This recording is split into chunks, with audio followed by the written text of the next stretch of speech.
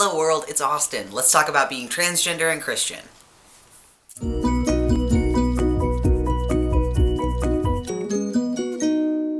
So in order to make ends meet lately, I've taken a part-time temporary job at a greenhouse, and it's pretty great as jobs go. I get to work with plants, I get to spend time outside, I get sunburned, I get dirt under my fingernails. It's pretty great. Working with things like tomatoes and peppers and daffodils and daisies and lettuces, it's gotten me thinking about all of Jesus' parables about growing stuff. Jesus talks a lot about plants in the Gospels because in the place he grew up, almost all the people who lived there were subsistence farmers. They knew how to grow wheat and to mix it with yeast and make it into bread. They knew what a mustard seed looked like, and they knew exactly how big a mustard plant was going to get. They knew what happened when you tried to plant things in a rocky field and what would happen when you didn't get enough rain. Today, most of us in the Western world are at least one step removed from planting in our food systems, but some of us may have backyard gardens, or we may plant things in window pots. We still know, at least in theory, how plants grow and what they need, and so when we read Jesus' parables in the Gospels about plants and growing things, we can kind of use our imagination and get the general concept. Take Jesus' parable in Matthew chapter 13, verses 24 through 30, for example. It's a parable about the kingdom of heaven as a field. It goes like this. Jesus put before them another parable. The kingdom of heaven may be compared to someone who sowed good seed in his field, but while everyone was asleep, an enemy came and sowed weeds among the wheat, and then went away. So when the plants came up and bore grain, then weeds appeared as well. And the slaves of the householder came to him and said, "Master, did you not sow good seed in your field? Where then did these weeds come from?" He answered, "An enemy has done this." The slave said to him, "Then do you want us to go and gather the weeds?" But he replied, "No, for in gathering the weeds you would uproot the wheat along with them. Let both of them grow together until the harvest, and at harvest time I will tell the reapers, collect the weeds first and bind them in bundles to be burned, but gather the wheat into my barn." Now, while it's pretty unlikely that somebody would break in and try to go to your back garden and spread weed seeds all over it, we kind of get what Jesus is going for here, right?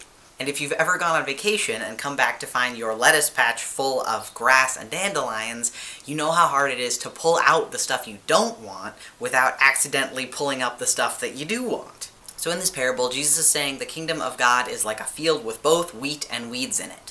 And when the workers ask God, should we go pull out all the weeds? God says, no, just wait.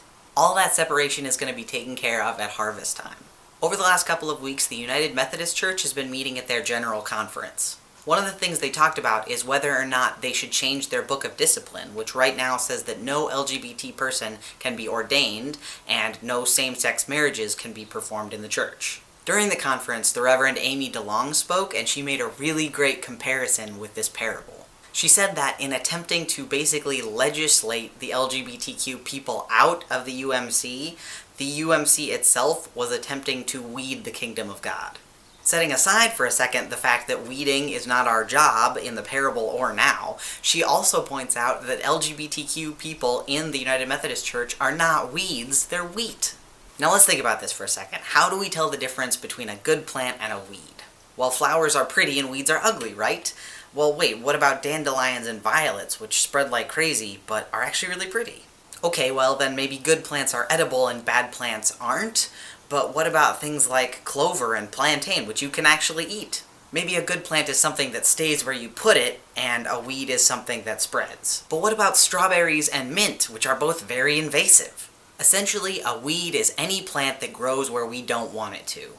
So when we treat queer Christians like weeds, we are essentially saying, I don't care how beautiful or hardy or useful you are, or who planted you, I don't want you here.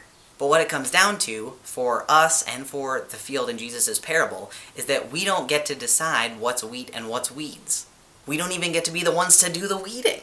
God tells the workers to just let everything grow together. Let's just see what comes up.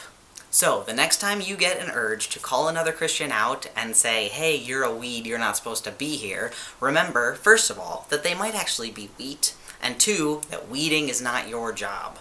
Instead, we're all called to grow together, even when we disagree and even when we dislike each other.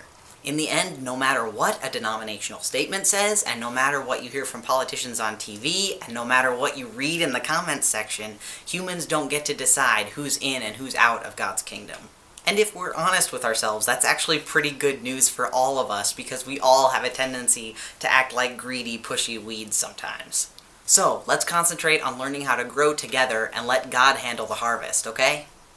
Thanks for watching the video this week, everybody. If you liked it, and if you want to see another video like this next week, hit the subscribe button. Also, hit the Patreon button to go check us out on Patreon, because these trans and Christian videos only happen with your help. Thanks for watching, and we'll see you next week, friends. Peace.